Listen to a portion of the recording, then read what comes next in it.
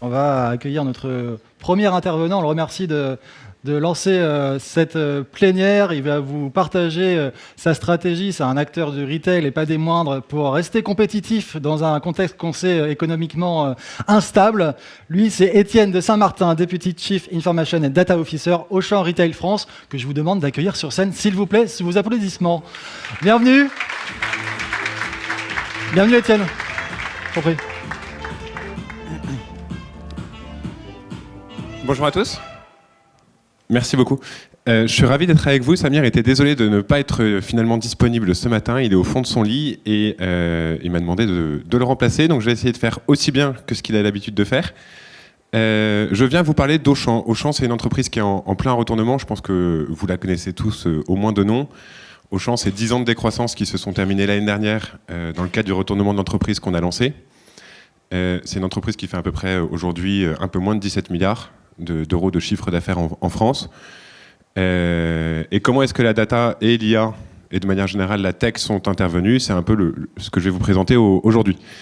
Le sujet qu'on a choisi avec Samir pour ce matin, c'est un sujet d'actualité, je pense, pour tous les acteurs qui sont aujourd'hui présents, qui est celui de l'inflation. L'inflation qui galope depuis maintenant 1 an et demi. On sait qu'on en a encore pour 1 an et demi à souffrir de ces hausses de prix, d'abord sur les matières premières et puis maintenant sur un peu toutes les répercussions. Et donc ce que je vais vous présenter ce matin, c'est la réponse qu'on a essayé d'apporter à ce phénomène qui est assez douloureux, je pense, pour tout le monde du retail. L'enjeu, et ça a été dit ce matin par la personne qui m'a précédé, c'est comment est-ce qu'on fait en sorte que ces modèles d'IA, que ces modèles de tech puissent s'intégrer dans les métiers. 50% des métiers dans notre secteur vont être effectivement supportés par l'IA. Et donc ça pose l'enjeu pour vous, côté métier, de savoir comment est-ce que vous faites pour accueillir ces nouvelles technologies dans vos métiers. Il n'y a absolument rien de magique.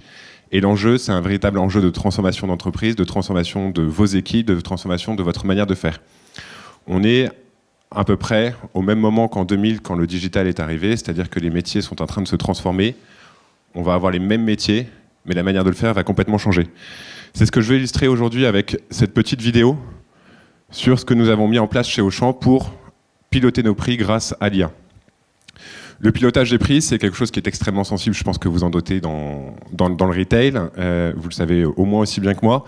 Dans la grande distribution, cette année, c'est encore plus particulier parce qu'on a une pression énorme à la fois de la part du gouvernement, de la part de nos industriels, de la part de nos fournisseurs. Et notre enjeu, c'est de réussir à faire une quadrature du cercle pour servir nos consommateurs.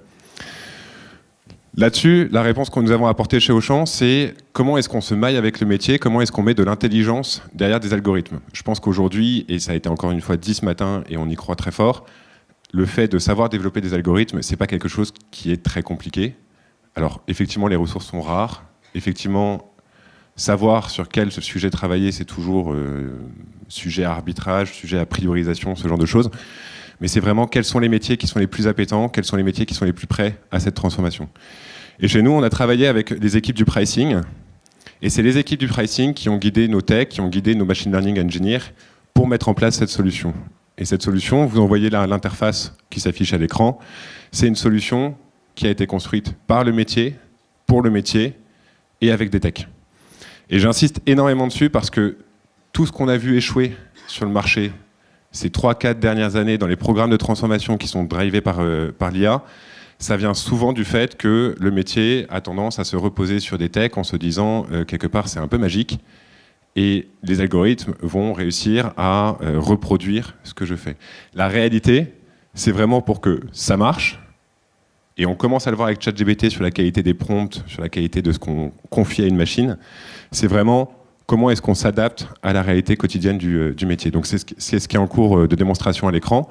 On est parti de cas extrêmement concrets. Aujourd'hui, dans le retail, quand on bouge les prix, il y a des effets en dehors du simple effet volume-prix. Et c'est toute cette intelligence métier, il y a le facing produit, il y a l'élasticité croisée, il y a un peu tous ces sujets. Et c'est vraiment toute cette intelligence qu'il a fallu qu'on construise avec les métiers, qu'ils l'avaient dans la tête, qu'on le baptise, qu'on reprenne l'historique et qu'on soit capable de l'intégrer dans une machine. Cette machine, elle permet de faire quoi aujourd'hui? Elle nous permet de piloter au produit la capacité à générer de la masse de marge, générer des volumes, générer un effet sur le facing prix qu'on appelle nous l'indice prix. Et tout ça, ça doit permettre au métier d'affiner sa stratégie par rapport à des objectifs, par rapport à des chocs qu'on va être amené à subir de plus en plus. Ces chocs, ils peuvent être des chocs d'offres, des chocs de demande. On peut avoir des stocks qui disparaissent beaucoup trop rapidement. On peut au contraire avoir des effets de surstockage. Je pense que dans le retail, tout le monde y est habitué. Et donc, on doit constamment adapter notre politique de prix par rapport à l'objectif qu'on veut servir. Cette année 2023, pour nous, l'objectif, il est bien évidemment de rendre du pouvoir d'achat à nos consommateurs. Rendre du pouvoir d'achat à nos consommateurs, ça veut dire être capable finalement d'identifier les produits sur lesquels on va pouvoir générer des baisses de prix, en espérant, nous, derrière, générer du volume qui va nous permettre de maintenir nos marges. Tout ça, c'est ce qui a été construit, encore une fois, avec le métier. Et j'insiste énormément dessus, mais la capacité à se transformer, elle viendra de vous dans les équipes métiers, parce que l'expérience, encore une fois, ouais, l'expérience, elle est vraiment clé. Elle est clé parce qu'aujourd'hui, dans un phénomène de prix comme ce que je suis en train de vous montrer à l'écran, il y a plein de paramètres qu'il faut prendre en compte. Le premier paramètre qu'on a pris en compte, et c'est ce qui nous a permis de commencer à construire la version 0 de cet algorithme, c'est bien évidemment l'historique de vos données. L'historique de vos données, vous en êtes propriétaire en tant que métier.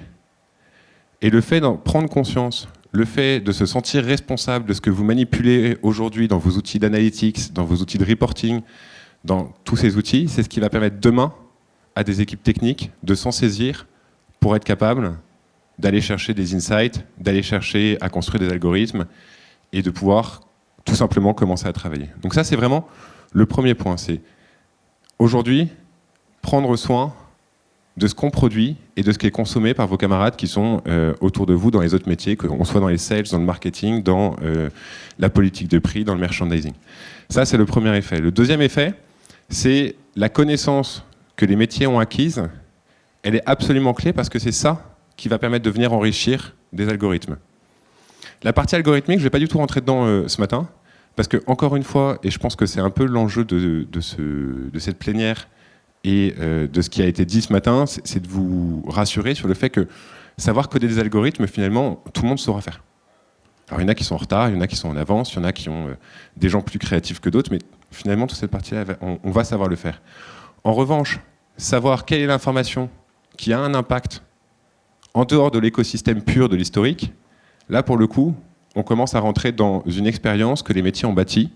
Et quand on est comme Auchan, une entreprise qui a plus de 70 ans, cette expérience, il faut être capable de l'intégrer, de la transformer en données pour être capable de la manipuler derrière dans des algorithmes. Là, en l'occurrence, dans cet algorithme, sur le prix, on a fait rentrer tout un tas de paramètres que le métier avait un peu comme intuition. C'est des choses que les gens ont en tête. C'est une expérience qu'ils ont acquise. Et on regarde au fur et à mesure si on est capable d'enrichir, d'améliorer le modèle. Là, en l'occurrence, on fait rentrer des sujets comme les vacances. Auchan a une présence qui est très forte dans le Nord et bizarrement, il n'y a personne en août. Donc on sait qu'on a un effet de saisonnier qui est assez fort. Il y a un effet saisonnier dans la grande distribution qui est effectivement assez fort avec Noël, avec la rentrée des classes, etc., etc. Et tous ces sujets-là, il faut être capable de les rentrer dans l'algorithme. L'autre effet, il est bien évidemment que quand nous bougeons des prix, les concurrents bougent des prix, et quand les concurrents bougent des prix, nous aussi, on a tendance à vouloir les faire varier. Et donc, tous ces aspects-là, il faut être capable de les rentrer pour être capable de s'adapter au fur et à mesure. Dernier effet qu'il faut être capable d'intégrer, qui est assez important, c'est bien évidemment celui des prix qui sont négociés une fois par an, mais aussi l'impact des promotions et les plans commerciaux que nous avons, que nos concurrents ont, et savoir détecter des tendances pour accélérer ou pour renforcer des tendances qui vont dans le sens qui nous arrange. Ça veut dire quoi? Ça veut dire que dans nos entreprises, ces vieilles dames comme Auchan, il faut être capable d'ouvrir le système, et c'est des choses qui sont honnêtement, d'un point de vue technique, pas si faciles que ça. Il faut être capable d'ouvrir nos systèmes pour se synchroniser avec l'extérieur. On a des entreprises qui sont issues de la révolution industrielle et dans lesquelles on a eu tendance à siloter les équipes parce que c'était gain d'efficacité. Ces gains d'efficacité par la division, par le silo des équipes, ils portent ses fruits. Aujourd'hui, aucune de nos entreprises, enfin je ne sais pas exactement qui est dans la salle, mais aucune des entreprises qui existaient il y a 50 ans n'est pas issue de cette transformation avec des silos, des équipes de sales, des équipes de marketing, des équipes de merchandising, tout ce que vous voulez. Et l'enjeu, il est de réussir à poser une couche transversale entre ces équipes pour être capable d'avoir une lecture commune. Et là, je vous laisse imaginer ce que ça signifie dans une entreprise comme Auchan, qui était quand même un petit peu, en plus, dans un phénomène de décroissance très fort, donc avec un manque d'investissement depuis pas mal d'années, de poser une couche transversale pour être capable d'apporter une lecture commune des situations au sein du métier. Et basé là-dessus, il y a encore un dernier effet et un dernier effort à faire, et cet effort, il est technique, mais il doit être impulsé par les métiers, c'est celui de cette capacité à s'ouvrir sur le monde extérieur et de synchroniser nos systèmes d'information avec la réalité du monde autour. Il y a des entreprises qui l'ont très bien fait. Je pense à McDonald's, je pense à Uber, je pense à toutes ces entreprises en fait, qui sont des monstres de captation de données à l'extérieur de leur entreprise. Et nous sommes vraiment persuadés que c'est cette ouverture, cette transversalité au sein des métiers qui va nous permettre demain de pouvoir avoir des outils de plus en plus performants qu'on va être capable d'enrichir et qui vont nous permettre de générer de plus en plus de résultats et de performances. Donc le sujet de la performance de l'IA, finalement, et j'insiste une dernière fois dessus quand même, c'est important, le sujet de la performance de l'IA demain dans les entreprises, en réalité, il est celui de la capacité du métier à driver les techs et à ne pas hésiter à leur confier ce qu'ils ont dans la tête, parce que c'est ça qui va faire que demain, les algorithmes vont devenir efficaces. En termes de résultats sur un algorithme comme ça, alors aujourd'hui on ne l'a pas déployé partout parce qu'on est encore en test sur quelques magasins. On a chez Auchan un peu moins de 500 magasins. Aujourd'hui il est déployé sur 200 magasins. Les résultats ils sont assez bluffants dans certaines zones de vie. Il y a d'autres endroits où on a plus de mal à aller chercher de l'information de même qualité. Donc on reste encore une fois assez prudent, même si aujourd'hui on est capable d'affirmer que les volumes, que la masse de marge qu'on rend en premier abord avec des baisses de prix, commence à nous repositionner assez sérieusement sur le marché en termes d'indice de prix. Donc on a assez hâte des prochains Kantar qui vont sortir.